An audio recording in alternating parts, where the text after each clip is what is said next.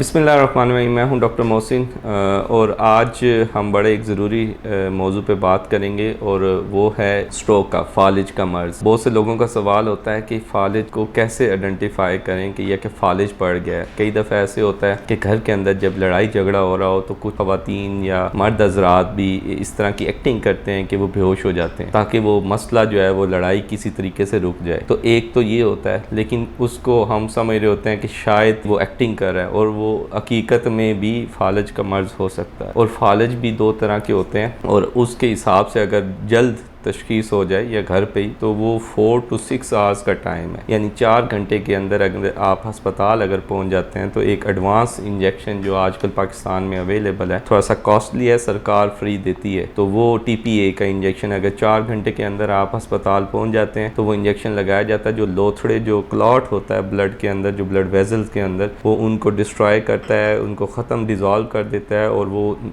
बग़ैर किसी नुकसान के फालिज ठीक हो जाता है। और उसका 6 घंटे के अंदर अंदर अगर आप पहुंच जाते हैं वो इंजेक्शन भी लग जाता है। और कई दफ़ा ऐसे होता है कि जो वो क्लॉट है वो बड़े साइज़ का हो तो उसको रग में से खींच के निकाल लिया जाता है और वो छोटी एक रग से किया जाता है, बहुत बड़ा कोई कट वगैरह भी नहीं होता। जैसे एंजियोग्राफी होती है दिल की रगों को देखने के लिए, ऐसे ही वो दिमाग की रगों में से क्लॉट लेके निकाल लेते हैं, उसे थ्रोम्बेक्टमी कहते हैं। तो ये प्रोसीजर अगर तभी पॉसिबल होता है जब 6 घंटे के अंदर पहुँचें, और 4 घंटे के अंदर अंदर अगर पहुँच जाए तो वो इंजेक्शन का ऑप्शन भी यूज़ किया जा सकता है। तो जब भी फालिज हो, एक तो ज़हन में रखें, गर्मी के मौसम के अंदर आमतौर पर देखा गया कि फालिज बहुत ज़्यादा पड़ता है। शायद उसकी वजह पानी की कमी, डिहाइड्रेशन होती है, ब्लड प्रेशर ज़्यादा होता है और ब्लड गर्मी की वैसे भी अपना टेम्परेचर जो है उसका फैक्टर भी है। तो अगर ब्लड प्रेशर अनकंट्रोल है, आप दवाई लेते हैं, हमारे यहाँ अनफॉर्चुनेटली प्रॉब्लम ये है कि वो कहते हैं डॉक्टर साहब कभी BP ऊपर होता है कभी नीचे होता है, हम दवाई कभी लेते हैं कभी नहीं लेते, जब होता है तो मैं ले लेता हूँ, मुझे पता चल जाता है। हकीकत ये है कि 2 से 3 महीने में शुरू में जब BP बढ़ता है तो पता चल जाता है कि हाँ सर में दर्द हो रहा है, चक्कर आ रहे होते हैं, उल्टी मतली वगैरह आ रही होती है। लेकिन एक टाइम के बाद जो है ये महसूस होना भी ख़त्म हो जाता है। क्यों? क्योंकि जिस्म उसको अडेप्ट कर लेता है, आदी हो जाता है। होता ये इसीलिए पूरी दुनिया में एक मीटर बना हुआ है जो BP को चेक करता है। फिर सवाल होता है वो जो डिजिटल है वो कभी सेल ज़्यादा कम, अब वो नहीं है, बहुत कम उसमें एरर होता है। और उसका बेहतरीन तरीका है कि आप जब भी अपने डॉक्टर के पास जाएं वो साथ ले जाएं और डॉक्टर अपना जब BP चेक करे आप कहें डॉक्टर साहब मेरे मीटर से भी चेक कर लें, या वहीं पे बैठ के खुद चेक कर लें अगर डिजिटल यूज़ करते हैं, तो आपको आइडिया हो जाएगा कि एरर कितना है। 5-10 मिलीमीटर मरकरी का आमतौर पर एक्सेप्टेबल होता है। अगर बहुत ज़्यादा है तो आप चेंज कर सकते हैं या उसको ठीक भी करवा सकते हैं। लेकिन अगर BP अनकंट्रोल है और फालिज होने की सूरत में 2-3 अलामात हैं। एक तो यह है कि एकदम से एक पूरी साइड जो है वो टेढ़ी होनी शुरू हो जाती है और बेजान हो जाती है, और उसमें कई दफ़ा शुरू में ही अकड़ा होता है, कई दफ़ा थोड़ा टाइम लगता है। दूसरा एकदम से बेहोश होना, या पेशेंट बैठे बैठे या खड़े खड़े गिरता है और उसकी एक साइड वो दाएं है या बाएं है। आमतौर पर जो लोग राइट हैंडेड होते हैं उनका जो कंट्रोल करता है ब्रेन वो लेफ्ट साइड पे होता है। हमारा ब्रेन जो लेफ्ट साइड है वो राइट साइड को कंट्रोल करता है, जो हमारे ब्रेन की राइट साइड है वो लेफ्ट साइड को कंट्रोल कर रही होती है। लेकिन जो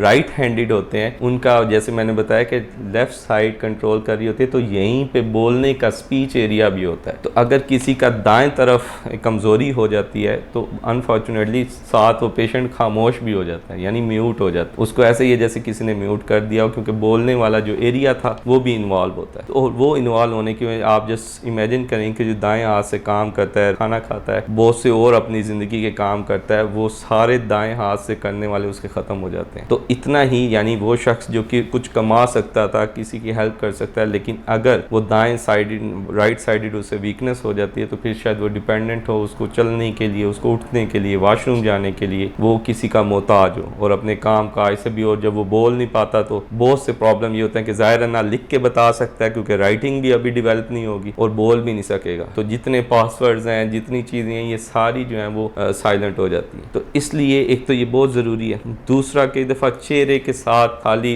एक साइड की कमज़ोरी नहीं होती, चेहरा भी अकड़ाव में आता है। तो उसमें एक तरफ जहाँ पे, यानी अगर ये कमज़ोर है तो ये ये चेहरे को बैलेंस कर रहे हैं, ये वाले मसल इधर खींच रहे हैं, ये वाले मसल इधर खींच। अगर कोई ये कमज़ोर होते हैं तो मुंह इस तरह खिंच जाता है उस तरफ, और आंख भी जो है जिस साइड की कमज़ोर होती है वो बंद नहीं हो पाती, दूसरी बंद हो जाती है, ये नहीं होती। और इसमें ख़ास तौर पर जब लोगों को पता नहीं होता या वो अपने नुस्खे करते रहते हैं, गौर करें। अगर पेरेंट्स के अंदर, अब तो जवानों के अंदर भी फालिज पड़ रहे हैं, बहुत कम ऐसा देखने को मिलता था लेकिन अब बहुत कॉमन है। तो अगर इस तरह का मसला हो रहा हो, चेहरे में आप किसी की तब्दीली देख रहे हो, और उसमें भी होता है कि सर्द गर्म होने की वजह से भी हो सकता है, लकवा नुमा हो सकता है, लेकिन लकवे भी दो तरह के होते हैं, एक अपर मोटर न्यूरॉन होता है, एक लोअर मोटर न्यूरॉन होता है। जो लोअर मोटर न्यूरॉन होता है उसमें माथे पे आप बल जो है वो नहीं डाल सकते, यानी एक साइड पे डले हुए होंगे जैसे अभी मेरे हैं, दूसरी साइड पे नहीं होंगे। लेकिन अगर वो फालिज की वजह से है या ब्रेन ट्यूमर की वजह से है तो उसमें ये पूरा जो है ये वाले ऊपर बल डर रहे होंगे, नीचे वाला हिस्सा जो है वो सारा वो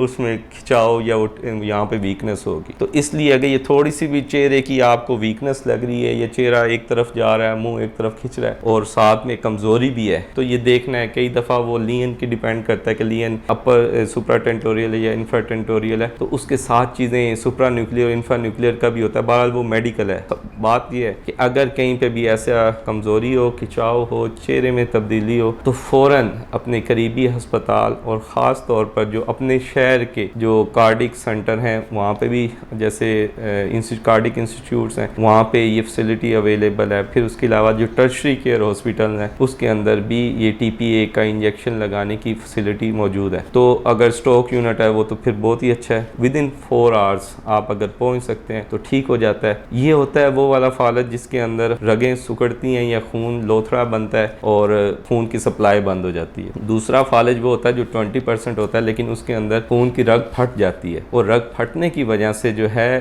बहुत ज़्यादा नुकसान भी होता है। लेकिन उसकी अच्छी चीज़ एक ये होती है कि उसकी वजह से जो वीकनेस या डेफिसिट होता है कई दफ़ा रिलेटिवली वो जल्दी बेहतर हो जाता है और उसको ऑपरेट भी किया जा सकता है अगर वो छोटे साइज़ में। अगर बहुत ज़्यादा हो तो फिर उसको कुछ नहीं कर सकते और कई दफ़ा दवाइयों से भी ठीक हो जाता है। तो अगर इस तरह का हो तो उसके लिए भी बड़ी एडवांस टेक्नोलॉजी अब आ चुकी है पाकिस्तान में, खासतौर पर न्यूरो सर्जन्स जो हम ऑपरेट करते हैं। तो एंडोस्कोपिक एक छोटा सा वो कैमरे से जो है वो ब्लड को निकाल दिया जाता है और उसके बाद पेशेंट ठीक ठाक रहता है। और जैसे एक खौफ होता है कि जी दिमाग खोल दिया तो फिर पता नहीं क्या होगा, आप तो ख़त्म हो गए, ऐसा नहीं है। बहुत से मरीज़ हैं जिनका ये हुआ और ऑपरेशन हुआ और उसके बाद वो ठीक भी हो जाते हैं। लेकिन एक जो मेडिकल के हैं या जो इस फील्ड में डिस्पेंसर हैं उनके लिए कि जो भी स्ट्रोक के पेशेंट होते हैं उनका BP जल्दी से कम नहीं करना होता और उनको ग्रेजुअली उनका जो टारगेट होता है वो 150/90 होता है, यानी BP को आपने मेंटेन रखना होता है 150/90 तक। बहुत तेज़ी के साथ दवाइयों के साथ आप 110 से 120 नॉर्मल नहीं ला सकते, क्योंकि वो नॉर्मल लाने के अंदर जो जगह अभी भी ब्रेन की नॉर्मल थी वहाँ पे ब्लड सप्लाई, अगर वो ज़्यादा BP कम करेंगे तो वहाँ पे भी ब्लड नहीं पहुँचेगा और मज़ीद पेशेंट को नुकसान होगा। तो कोशिश करें इन चीज़ों को ज़रूर, छोटे छोटे पॉइंट्स हैं ताकि लोगों के अंदर ये हो। तो अब गर्मी के मौसम में बहुत से अफराद की अगर किसी एक की भी इससे जान बच सकती है या बर वक्त वो टाइम, क्योंकि टाइम ज़ाया करते करते डिसीजन करते करते कभी नींबू पानी पिला रहे हैं BP कम करने के लिए, कभी कोई कोल्ड ड्रिंक पिला रहे हैं, ये करते हुए टाइम ज़ाया होता है। अगर आपको लग रहा है एक साइड पे खिंचाव हुआ है, एक साइड पे कमज़ोरी है, चेहरे में तब्दीली आ रही है और पेशेंट बोलने में दिक्कत हो रही है या कुछ ऐसे वर्ड बोल रहा है जो समझ ही नहीं आ रहे, तो फ़ौरन अस्पताल लेके जाना चाहिए।